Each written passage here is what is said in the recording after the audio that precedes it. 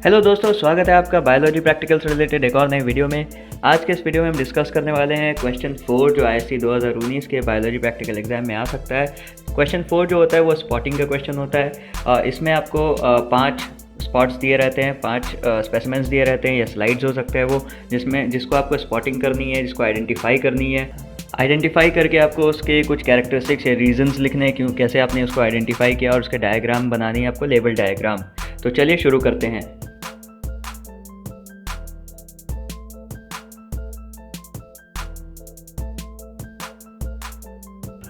दोस्तों, ये जो क्वेश्चन स्पॉटिंग का होगा, ये हर आइडेंटिफिकेशन के लिए आपको 3 मिनट मिलेंगे, यानी टोटल में आपको 15 मिनट मिलेंगे। इससे ज़्यादा आपको नहीं मिलेगा। याद रखिए, ये जो स्पॉटिंग आप करेंगे ये जो है वो सेपरेट शीट ऑफ पेपर में करेंगे आप, यानी कंटिन्यूएशन शीट्स जो होता है। एंड ये जो है इमीडिएटली सुपरवाइजिंग एग्जामिनर को आप हैंड ओवर कर दीजिएगा जैसे आपने सारे स्पॉटिंग लिख ली।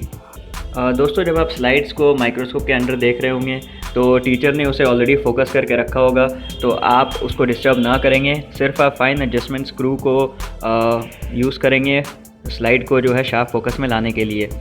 और आइडेंटिफाई करने से पहले आप जो मैंने डायग्राम दे रहा हूँ यहाँ पे सबके, उससे वेरीफाई कर लेंगे, सिमिलर दिखेंगे अंडर माइक्रोस्कोप।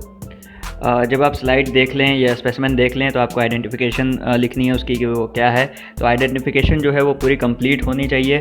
जैसे अगर टीएस ऑफ यानी transfer section of testis of a mammal है, तो आप ये नहीं लिखेंगे कि टीएस ऑफ टेस्टिस या ट्रांसफर सेक्शन ऑफ टेस्टिस। यहाँ पे आपको पूरा लिखना होगा transfer section of testis of a mammal.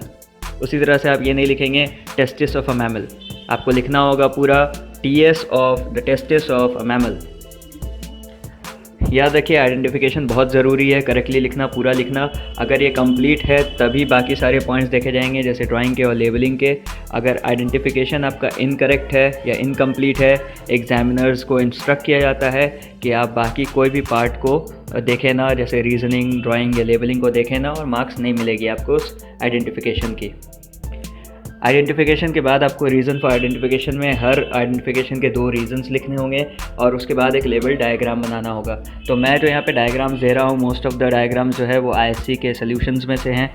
तो जो आईएससी रिकमेंडेड सोल्यूशंस है, तो आप इस डायग्राम्स को ऐसे ही जा कर के बना सकते हैं। दोस्तों, बात की जाए कि ऑर्डर के स्पॉट्स की किस तरह से ये ऑर्डर में आएंगे, तो जहाँ तक मेरा गेस है या मेरी जानकारी है, वो इसी ऑर्डर में आएंगे जिस ऑर्डर में मैंने यहाँ पर लिखा है। लेकिन फिर भी आप जब स्पॉट करें तो आप अंडर माइक्रोस्कोप देख लें, क्योंकि आपको डायग्राम्स तो याद ही हैं क्या 5 डायग्राम्स आ रहे हैं, तो जिससे वो मैच करे वो स्पॉट है, तो उसी के अकॉर्डिंग आप लिख देंगे। तो पहला स्पॉट जो होगा, स्पॉट ए, वो स्लाइड होगा जो transfer section of testis of a mammal होगा। तो आप उसके आइडेंटिफिकेशन में लिख देंगे it is a slide of TS of testis of a mammal. Reason for identification में यहाँ पे बहुत सारे लिख दे रहा हूँ, इनमें से आप कोई भी 2 लिखेंगे तो पूरे नंबर मिलेंगे। डायग्राम जैसे इसमें आप देख रहे हैं वो पूरा का पूरा वैसे आप बना दीजिएगा, जैसा लेबलिंग मैंने किया है वैसे लेबलिंग कर दीजिएगा। दोस्तों, बात की जाए स्पॉट बी की, तो वो स्लाइड होगा TS of blastocyst of a mammal. तो आप लिख दीजिएगा आइडेंटिफिकेशन में, it is a slide of TS of blastocyst of a mammal. Reason for identification में अगेन इन जो मैंशनड है स्क्रीन पे, उसमें से आप कोई भी 2 रीज़न लिख दीजिएगा, और जो डायग्राम मैंने बनाया है लेबल डायग्राम आप बना दीजिएगा। दोस्तों, स्पॉट सी की बात की जाए तो वो एक चार्ट या वर्चुअल इमेज या आपको स्पेसिमेन या मॉडल दे सकता है आपको एक फ़िश का। तो आप उसमें आइडेंटिफिकेशन में लिखेंगे इट इज़ अ चार्ट या वर्चुअल इमेज या मॉडल या specimen of a fish rohu showing aquatic adaptation. याद रखिए, अगर चार्ट है तो चार्ट लिखेंगे, वर्चुअल इमेज है तो वर्चुअल इमेज लिखेंगे, यानी फ़ोटो आपको मोबाइल में या कहीं पे दिखाया। और अगर स्पेसिमेन यानी एक्चुअल मॉडल है या स्पेसिमेन है तो आप वैसा लिखेंगे, मॉडल या स्पेसिमेन। रीज़न फॉर आइडेंटिफिकेशन में आप इन 4 में से अगेन कोई सा 2 पॉइंट लिख सकते हैं, और उसके बाद ये जो डायग्राम है आप ये बना सकते हैं with the labellings. Spot D की बात की जाए तो वो एक स्लाइड होगा TS of ovary parietal placentation दिखाते हुए।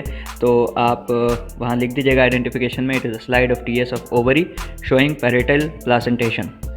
उसके बाद रीज़न फॉर आइडेंटिफिकेशन में अगेन आप इनमें से कोई भी 2 पॉइंट लिख दीजिएगा। डायग्राम में आप ये वाला बना दीजिएगा विद द लेबलिंग्स जैसे मैंने दिखाया है। दोस्तों, बात की जाए स्पॉट ई की, जो 5th स्पॉट होगा, वो अगेन एक आपको चार्ट या वर्चुअल इमेज या मॉडल या स्पेसिमेन दे सकता है, जैसे स्पॉट सी में दिया था। ये जो होगा ये मेज़ का रिकमेंडेड है, मेज़ कॉब का। लेकिन जहाँ तक मुझे इन्फॉर्मेशन मिली है मेज़ कॉब जो है वो अवेलेबल नहीं है बहुत सारी जगहों में, तो उसके ऑल्टरनेट में आपको ग्रास फ्लावर दिया जा रहा है। तो आप वैसे ही लिख दीजिएगा, अगर आप देखते हैं मेज़ है तो मेज़ का लिखिएगा, ग्रास फ्लावर तो ग्रास फ्लावर का। तो आइडेंटिफिकेशन में आप लिखेंगे इट इज़ अ चार्ट या वर्चुअल इमेज या मॉडल या specimen of a plant maize cob या grass flower showing adaptation to wind pollination, ये पूरा लिखिएगा आप इस तरह से। उसके बाद रीज़न फॉर आइडेंटिफिकेशन, इन 4 में से कोई भी 2 लिख दीजिएगा। ना याद रखिए अगर ग्रास फ्लावर भी आता है तो इन 4 में से कोई 2 लिखेगा तो आपको नंबर मिल जाएंगे। तो आपको दोनों केस में आपको ये याद रखना है। डायग्राम ये मैंने मेज़ का यहाँ पे बना दिया, मेज़ कॉब का। अगर आपको ग्रास फ्लावर आता है, जो आपको डायग्राम या चार्ट देगा आप वैसे ही रफ डायग्राम वहाँ पे बना देंगे। दोस्तों अब मैं कुछ कॉमन सवालों के जवाब इसी वीडियो में कर देता हूँ।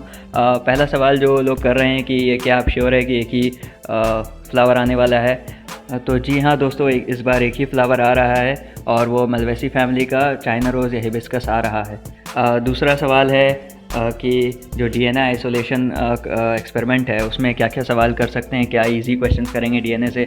तो जैसा मैंने कुछ सैम्पल क्वेश्चंस दे दिया है, आप उसे पढ़ के जाएं।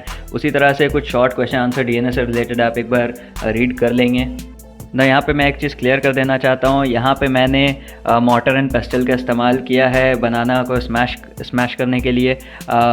आपके स्कूल में हो सकता है जिप लॉक बैग प्रोवाइड किया जाए, तो जिप लॉक बैग के अंदर आप बनाना को रख करके आप उसको मैश कर सकते हैं ईज़िली। बहुत सारे वीडियोस यूट्यूब में अवेलेबल है ये सब प्रोसेस को दिखाते हुए। दोस्तों तीसरा सवाल है कि ये जो ट्रांसफर सेक्शन कट करना है नीरियम लीफ का, उसमें क्या पोटैटो क्यूब्स अवेलेबल होंगे।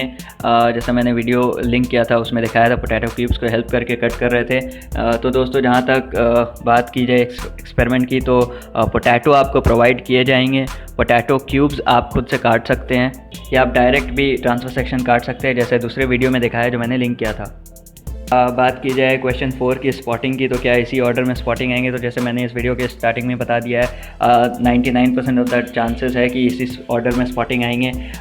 फिर भी आप अपनी तरफ से डायग्राम्स को याद रखें और जिस ऑर्डर में भी आपको स्पॉटिंग दे आप उसे क्योंकि आपको डायग्राम याद है आप मैच कर सकते हैं स्लाइड्स से कि वो क्या उसी ऑर्डर में है या नहीं है, तो आप उसी के अकॉर्डिंग लिख देंगे आंसर।